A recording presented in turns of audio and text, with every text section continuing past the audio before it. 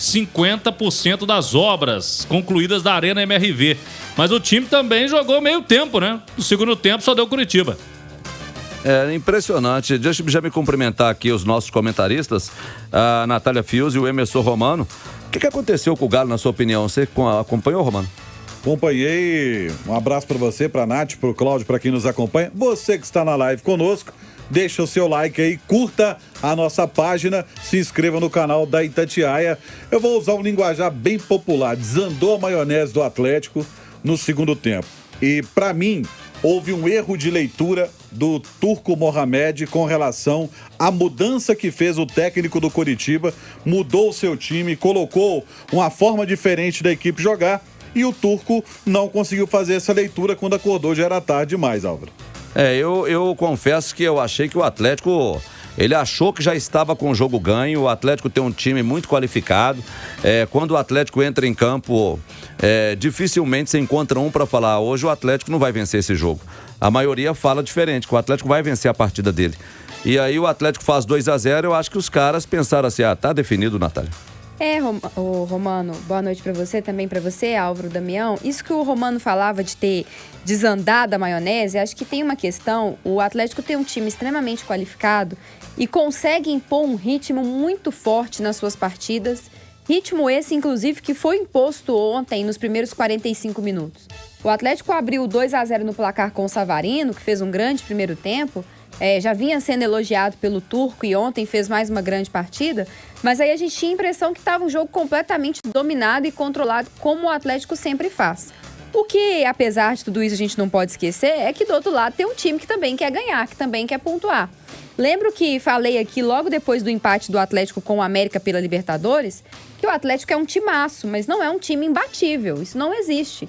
É um time que tem que entrar em campo e tem que fazer valer dentro do gramado a sua qualidade e o seu favoritismo. O Atlético fez isso em 45 minutos, mas não conseguiu manter isso nos outros 45. E aí o Curitiba, que percebeu as fragilidades do time, teve também ontem o Igor Paixão, a gente não pode tirar os méritos também dele, fez uma grande partida, entrou para mudar a história do jogo, entendeu onde estava a fragilidade do Atlético, principalmente ali pelo setor direito, com o Mariano numa noite muito ruim e o Godin também. O Atlético não conseguiu ser aquele Atlético de pressão o tempo todo, daquele ritmo forte. O adversário foi lá e aproveitou, né, Damião? A explicação pro Mariano ter jogado tão mal ontem, hein, o Cláudio Rezende, tem? Não tem, né? Porque cansaço não é. Porque no meio de semana quem jogou foi o Guga. E aí o Mariano foi preservado no meio de semana contra o Brasiliense e jogou ontem. Eu acho que ele realmente no 1 contra 1 ele acabou tendo muita dificuldade, porque o menino veio pra cima mesmo, o Igor Paixão fez um ótimo jogo e o Mariano, ele ficou no meio do caminho em algumas vezes, e a Natália citou aí quem que era o jogador para chegar na cobertura. Godin, e o Godin também é veterano e também é mais lento. Então, o lado direito do Atlético ontem ficou mais lento com o Mariano e com o Godin. E aí o time do Coritiba soube aproveitar. O Turco até falava, Damião, que os 2 gols que o Atlético sofreu foram gols em que o Atlético tinha superioridade numérica. Não foi gol, por exemplo, que o Coritiba pegou o Galo em contra-ataque. O Galo estava postado, mas no mano a mano deu melhor aí o time do Coritiba naqueles 2 lances e eles acabaram empatando o jogo. E tem um outro detalhe também. A situação, a gente tem que abordar 2 temas aqui, duas considerações. Não sei se a Natália vai concordar comigo. Primeiramente, as mexidas do Morinigo deram resultado e ele conseguiu fazer a leitura muito bem do problema que o Atlético tinha, principalmente pelo lado direito, e o Coritiba ganhou o meio-campo do Atlético.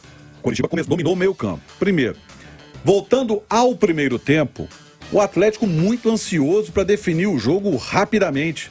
Fez 2-0 e queria, se mandando a todo custo. E aí, um excesso de ansiedade para ampliar mais o placar. Acabou errando muitos gols. Então, isso também acabou pesando. O Atlético poderia ter matado o jogo no primeiro tempo, fazer um placar mais elástico? Poderia. se tivesse um pouco mais de calma, porque estava envolvendo o time do Coritiba naquela oportunidade.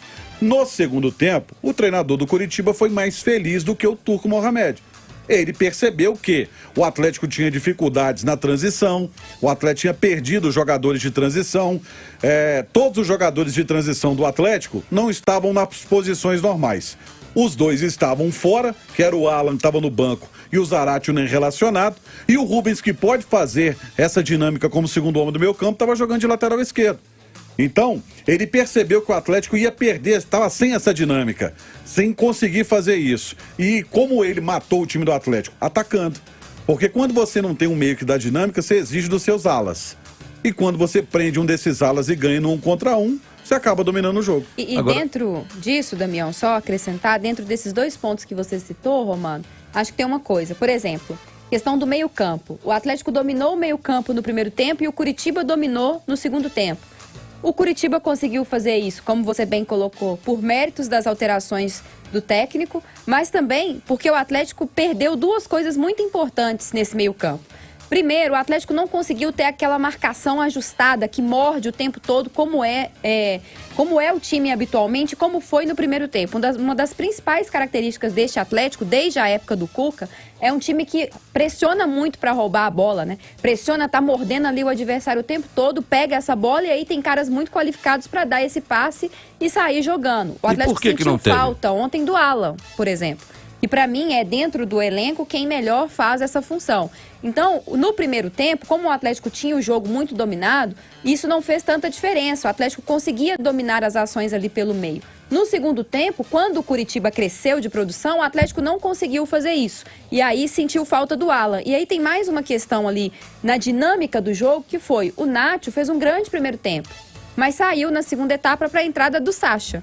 Só que já não tinha o Zaratio, que é o outro cara que faz essa bola correr, que faz o time do Atlético ter velocidade na transição, que faz o time do Atlético ocupar os espaços. Quem estava fazendo isso e muito bem era o Nacho. No segundo tempo, sem ter ambos, o Atlético também ficou um time muito lento, muito preso ali, muito tentando ocupar espaços que o Coritiba estava marcando muito bem. Então, acho que a derrota, vamos dizer assim, no segundo tempo, passa muito por essa questão do meio-campo. E você citou a ansiedade, Romano, para querer concluir. Me chamou a atenção ontem também o nervosismo, a pilha de alguns jogadores. O Arana entrou muito pilhado, o Hulk muito nervoso no segundo tempo. Na minha opinião, deveria ter sido expulso, inclusive. Acho que o juiz foi até condescendente com ele em algumas situações. E eu acho que o Atlético não é um time que precisa disso. Tem jogadores muito experientes, muito cascudos, acostumados a ambientes de pressão, acostumados a jogos grandes, como são os jogos do Campeonato Brasileiro. Então, acho que ontem faltou também um pouco de organização, até emocional, sabe, Damião? Até psicológica, para tentar buscar um resultado melhor na segunda etapa. E ele mexeu, desculpa, Damião, e o Turco mexeu no principal setor do Atlético, né? Ele mudou o meio campo inteiro, porque ele já não entrou com o Alan e muito menos com o Zaratio. E depois tirou o Nacho. Então ele desconfigurou completamente o meio campo do Atlético.